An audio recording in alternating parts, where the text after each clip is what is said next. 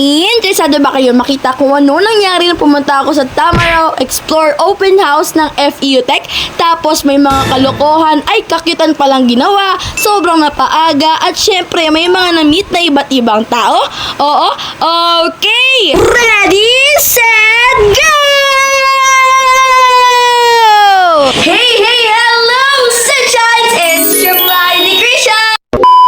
Hey, hello sunshines! What is up? So for today's video nga po pala ay pupunta tayo sa university kung saan ako mag-aaral. Hinatid nga po pala ako ng papa ko dun sa sakayan pero time check muna kasi bakit parang gabi pa? Ay naku sunshines, hindi na talaga gabi kasi umaga na, talagang 4:50 AM nga po pala ako nakaalis sa bahay. Buti na lang talaga ay may mapagmahal at mababait akong parent. Thank you so much po talaga kasi ayan o, nakasakay na ako tapos mamaya-maya ay umaraw na. Pero bakit nga ba 4:50 AM ako umalis ng bahay? Well sunshines, gusto ko kasing i-experiment kung ano yung magiging itsura ko sa mga susunod na pasukan. 7 AM kasi ang start na klase ko so kailangan 6 pa lang nandito na ako sa FEU Tech. Kaya yun, gumising ako ng 3 AM tapos nag-asikaso, nagluto ng pagkain, naligo, nag-BS at marami pang iba. Yes, nakakapagod siya sunshines kasi 5 PM na rin ako nakauwi at talagang nilagnat pa ako kasi nga nabigla yung katawan ko. Pero sabi nga nila diba, mas nakakapagod ang mag-regret. Kaya para hindi tayo magsisi sa huli, ayan, sa present moment pa lang ay gagawin na lahat-lahat ng best sa sakripisyo at talagang hindi sasayangin yung sakripisyo ng mga magulang niya para makapag-aral dito. Kasi promise lang sunshines, hindi kami mayaman pero makakapag-aral ako dito kasi may masipag at mapagmahal akong parent. Kaya ano, kung nagsisipag silang kumita ng pera para makapag-aral ako dito, sasayangin ko na lang ba? Abay talagang hindi ganon sa buhay ni Krisha. Mas mabuti na maghirap ng 4 years para maabot yung pangarap kesa namang maghirap ng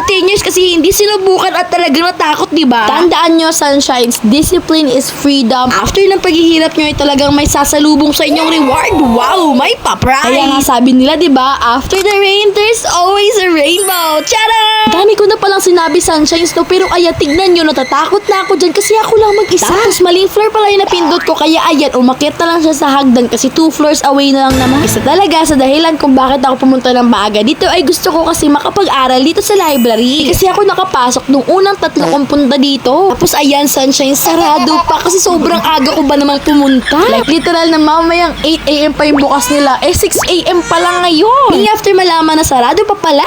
Unang araw pa lang Diba ang funny niya kasi naging dinosaur pa? Charot, pero hindi nagatapos doon yung pagiging funny niya. You have to start romanticizing your life.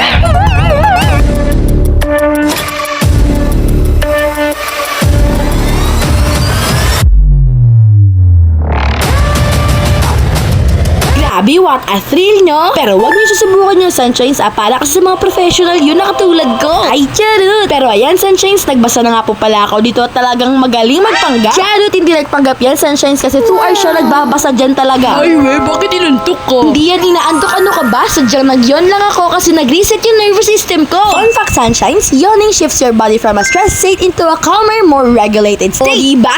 New knowledge unlocked! Pero ayan, sunshines, nakapag-bis na po pala ako. Paano ba naman kasi ginamit ko yung pink t-shirt ko sa pag-commute ko kaya ayan, pawis na pawis. Fun fact about me din, sunshines, talagang marami akong dalang damit. Time check, 8 AM na rin po pala kaya ayan, open na yung library. Yay! Nang pasok ko palang iramdam ko lang may matututuhan ako dito. Kahit nga sa labas pala, kitang-kita ko na napakaganda ng library na ito. Paano ba naman kasi punong-puno ng mga chairs, tables, tapos pwede pa pang group study or di kaya ikaw lang mag-isa. Like literal na may space ka sa lahat, ikaw na lang ang pipili kung saan. Napakalambot din ang inupuan ko kanina na para bang nasa marshmallow yung pet ko. Ay, charot! Kaya naging malambot kasi malambot yung pet ko. Ay, charot ulit! Pero ayan, sunshines, kung makikita nyo, ay hindi pa masyadong marami yung mga tao dito. Yung iba kasi nasa class pa, kaya ako muna ang magte-take ng space nila. Isipin talaga ng iba, weirdo ako. Paano ba naman yan yung ginagawa ko sa harap ng camera? Pero maya-maya, sunshines, nagulat ako kasi nakatingin pala si kuya sa akin na magpanggap. Charot! Walang panggap-panggap dito kasi kung ano nakikita nyo, ay yun talaga yung ginagawa ko. Additional lang talaga yung camera sa gilid ko. Literal na documenting my experience kasi why not coconut, diba? Marami rin pong libro dito kasi hindi naman magiging library kung wala, diba? Be ready kasi madja-jumpscare kayo! Isang dalagang Pilipino Bakit akong isang babae Di ko malimutan ang kanyang imahe O diba? Katakyo! cute! Grabe, ang daming libro dito sa Sunshine. May pa-thrill effect din kasi baka may sumali sa vlog natin. At talagang hindi na siya tumigil sa kakagawa ng kalokyutan. You have to start thinking of yourself as the main character. Totoo naman na, main character naman kasi talaga tayo ng sarili nating buhay. Literal na lahat ng bagay nakadepende lang sa perspective natin. Lahat tayo may emosyon, kaya accept na lang tapos move on. Kasi syempre hindi mo naman makokontrol yon, di ba? Ang makokontrol mo lang ay yung sarili mo. Pero ayan, Sunshine, tinigil ko na yung pag-explore para makaupo na at sinimulan ng mag-lock in. Be honest, Sunshines, oo, mas pinapriority ko yung pagpapahinga kasi nga importante yung physical and mental health, pero mas importante din yung future natin. Alam nyo ba, Sunshines, pagpasok ko pala ng library, na-realize ko na hindi pala talaga available yung education para sa lahat. As a woman na nasa modern era na, sobrang grateful talaga ako to those brave women who fought for my right to learn. Like literal na every book I open and every class I attend is a privilege. Kasi may mga babaeng wala pa rin karapatan na makapag-aral ngayon. Kaya kung babae ka tapos tinatamad kang mag-aral, please remember na may mga babaeng gagawin ang lahat para lang mapunta sa pwesto mo. Ganon din sa mga lalaki kasi yung iba kailangan munang maghirap bago makabili ng isang libro. Kaya habang may free education, please use it to your own free advantage. Para rin naman sa sarili nyo yan, eh! Don't worry, Sunshines, niremind ko rin yung sarili ko. Pero ayan, Sunshines, after 45 minutes of locking in, nakatapos ako ng 30 pages sa libro. Honestly, mabilis na yun kasi iniintindi ko talaga kada page. Pero mamaya-maya, Sunshines, nag-impake na ako at nilagay lahat ng gamit ko sa bag ko. Paano ba naman kasi 9 AM na at talagang magsisimula na yung open house tour namin. Ano to? Freshman na freshman tapos malilate? Abay, hindi pwede yan. Kaya Sunshines, nagdali-dali na ako at syempre, hindi ako na late.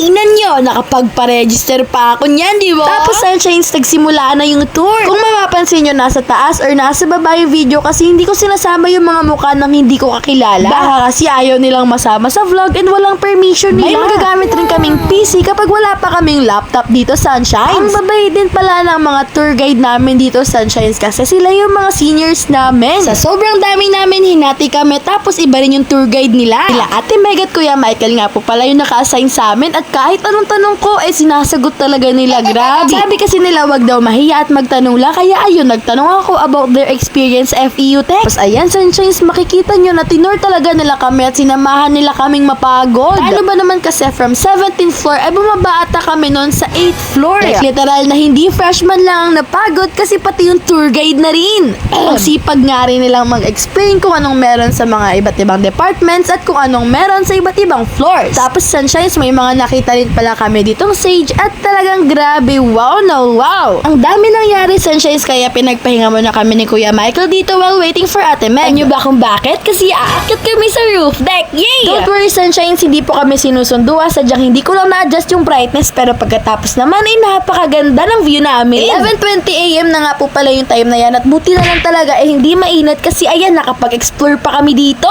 Don't worry rin, Sunshines, kasi sabi nila Ate Meg hindi nila binubuksan yung roof deck dito. Pinasadya nilang buksan lang yon kasi para ma-experience namin at makakita kami ng magandang view ng Manila. Tapos mamaya-maya, Sunshines, dito kami nakaupo kasi hinihintay namin yung mga map. Ano ba naman kasi may pa-spin the wheel sila at kung sino man na mapili ay mabibigyan ng limited edition FEU merch. Hindi madamot ang FEU Tech sa pagbibigay ng merch, Sunshines, kasi nanalo din ako ng raffle dati. Bago magsimula ay pumunta muna ako sa dental appointment ko. Hindi na ako nakapag-record kung anong nangyari kasi baka balik na ako, Sunshines, and unfortunately hindi ako nakatanggap nung limited edition nilang merch. Okay lang, Sunshines, kasi may next time pa naman at baka mas may kailangan. Ayan, Sunshines, lunchtime na nga po pala at nandito na ako sa cafeteria nila. May mga namita ko dyan pero nilagay ko na lahat ng clips sa dulo kaya please watch until the end. By the way, nagdala lang ako ng sarili kong biskwit kasi ayokong gumastos. Mabilis lang kasing mawala yung pera kaya ayan, kung ano munang meron sa bahay yun muna yung kinain ko. Yan yung isa sa tip ko kung paano mag-ipon, Sunshines, na kapag post ako ng video about dyan. Favorite color ko kasi ay yellow kaya ayan, yung tubigan yellow tapos yung pagkain yellow na rin. So ayan, Sunshines, may tumawag nga po pala sa akin dito at talagang sarap na sarap ako sa kinakain ko. Imbes na mag-doom scroll at manood ako ng mga paborito kong lalabas sa YouTube at Netflix, eh ayan, mas pinili kong magbasa. Hindi magpapanggap yan, Sunshine, kasi naka 6 pages ako dyan. Sobrang worn out na ng libro ko, pero ano naman, at least may binabasa, diba? Tapos ayan, Sunshine, ginamit ko nga po pala yung paborito kong ipit para naman ipitin itong hindi ko naubos na biskwit. Para syempre, may pang snack pa rin ako pang uwi ko ng bahay, diba? Ang dami na nga rin po pala nangyari sa mga oras na ito kasi pumunta rin ako sa admission office para magtanong sa scholarship. And pumunta rin ako sa window 4 about dun sa requirement. After kong matapos yung mga yon, eh, andito umupo muna ako tapos may kinongratulate din ako dito, Sunshine. Milestone na yun para sa mga civil engineering, no? Proud na proud nga rin ako sa kanila kaya ayun, nag-congratulate din ako kahit di ko sila kilala. Ang tawag doon ay proud stranger. Pero ayan, Sunshine, tignan nyo, napaka-cute ng drawing ka na. Kasing cute ka.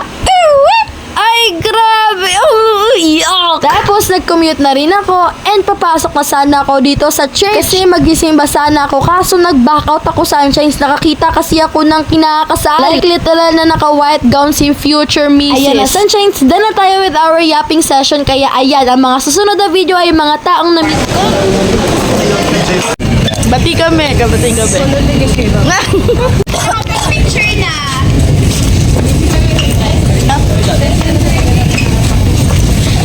Yes, vlog mo yan, eh. Oh, yes, I've seen your vlog.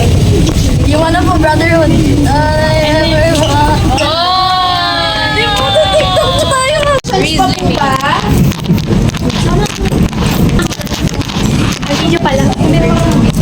Thank you po.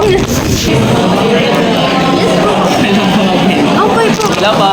Bili kayo candy pag nakita niyo ako. Thank you po. Yes, mapakabayad na. Ba, anong page niyo? Okay naman. Ano, sige po. Okay lang po. Di pa po gaano kasigat, pero sikat. Ako rin nagsikat. Yes, sikat lang Hindi po. ko ba yan? Ano po, Biz IT? Ay, hindi ako Ay, CST po. CST, grabe. Anong year po kayo?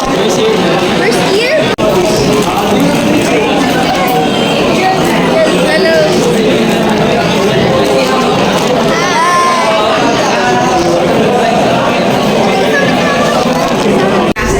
Sabi po nila kung kasi Catherine! Thank you po. So pretty! Thank you po. Hi guys! Mag-aaral na kayo sa FEU Tech, promise. Promise. Madaming pagkain, may shawarma shop. Madaming ano? Girls. Ayun, nandito ko sabi niya. Tapos, may waffles. Tapos, nandito si ate. Nandito rin ako. Nandito si Dre. Nandito din ako. Si Eli. Ayun guys. Yun lang. Bye-bye. Mag-follow kayo. Yari, ano? Bye-bye ate. Hi guys! Hi! Yes! Yung talaga ang ganda. Yun lang, thank you so much for watching. See you next time. Yay!